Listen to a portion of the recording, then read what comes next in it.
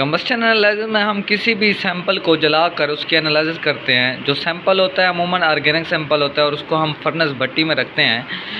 उस जो एक सैंपल ऑर्गेनिक होता है उसमें कार्बन और हाइड्रोजन होती है। जो कार्बन होती है वो कन्वर्ट हो जाती है कार्बन डाइऑक्साइड में, और जो हाइड्रोजन होती है वो कन्वर्ट हो जाती है वाटर में, H2O में।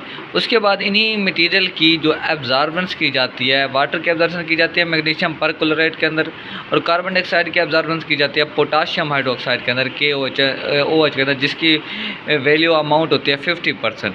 उसके बाद हम देखते हैं इनके पॉइंट्स को। Weight amount of sample take in combustion tube which is fitted in a furnace, जिसको हम भट्टी के अंदर फिट करते हैं। Carbon is converted to carbon dioxide and hydrogen is converted into the water.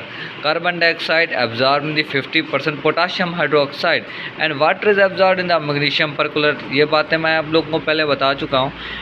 इन्हीं फिर मटेरियल की जो एब्जॉर्बेंस हुई है, इन्हीं को एब्जॉर्बेंस को हम चेक करने के लिए क्या करते हैं, इनकी परसेंटेज मालूम करते हैं कि कितनी मिकदार में हमने कार्बन की परसेंटेज यूज़ की, कितनी मिकदार में हमने हाइड्रोजन की परसेंटेज मालूम की।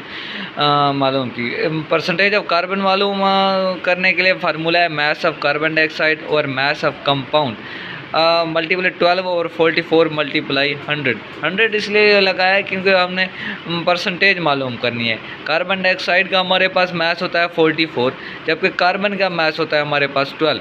इसी तरह से परसेंटेज ऑफ हाइड्रोजन मालूम करने के लिए हमारे पास फार्मूला है mass of H2O over mass of compound multiply 12/18 multiply 100।